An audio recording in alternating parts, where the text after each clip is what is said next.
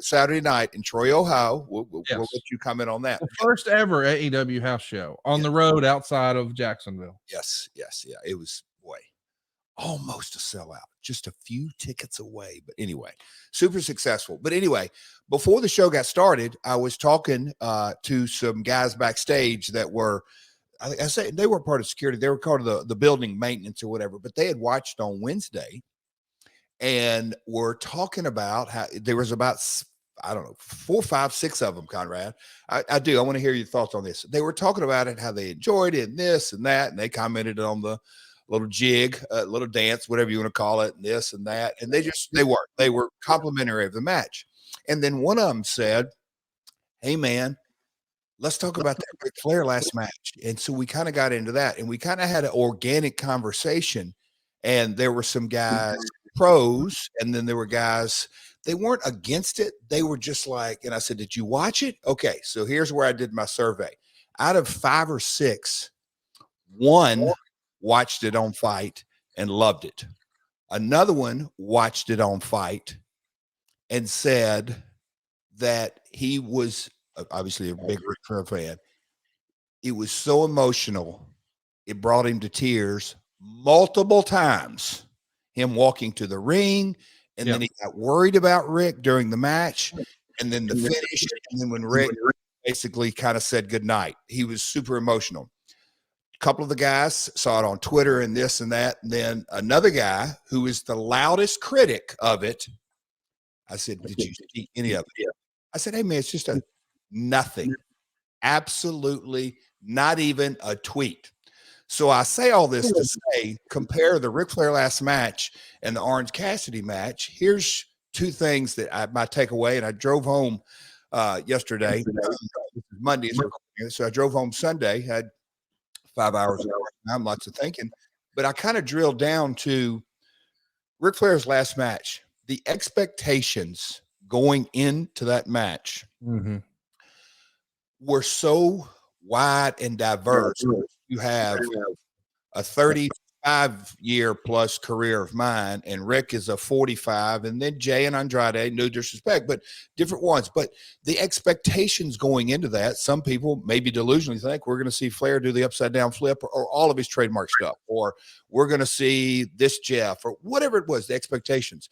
Flip the coin, and me and Orange, I think from, hey, this is going to be amusing. Yep. Jeff's he's in decent shape. This may be okay. And, Orange, this and that, all this kind of stuff, but there were 0 expectations. And look, if you were in the house in Winnipeg, there's no doubt that, look, I call my stinkers and I'll call average, but the people who came to Winnipeg Live, they certainly enjoyed it. I'll say that as humbly as I can. It was fantastic reaction. The Ric Flair last match, if you were if you were in the building, there were multiple times, folks, and obviously I live here in Nashville, that have come up to me and said, "I got chill bumps. I got this. I got that. I got this." They love it, love it, love it. And the people that don't see it or maybe saw the fight, then they're kind of passionate and saying, "Oh, Rick almost died." And I'm thinking, now it's gotten to the point where the legend goes, "No, he wasn't. I was outside with Rick beating him up and he's calling everything." And I'm like, "Oh, Rick, don't do this heart attack spot." And he had to do it. So he's working. Was he dehydrated? Yes. So in spite of being plus 70 and dehydrated and drank all the night before and blah, blah, blah, blah, blah, blah, blah. In a lot of ways, and I'm going to probably get criticism for that SOB still tore the house down. So it's just funny. I'm going back to expectations. So Conrad, I'll shut up and listen as our friend Cassio says on talk radio.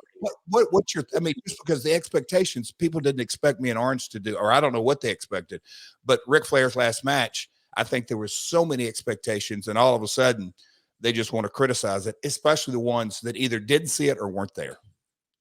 Well, even crazier to me is there's a guy that I consider to be a friend of mine, and certainly as a friend of yours, who's come out and said, "Oh, well, Rick was drunk before the match." And it's like, what? No, he wasn't. Rick's problem was he didn't drink anything at all before the match. But you and I were with him from about noon on, I mean, he was at StarCast before, but we were at the building noon on together, by and large in the same room most of the time.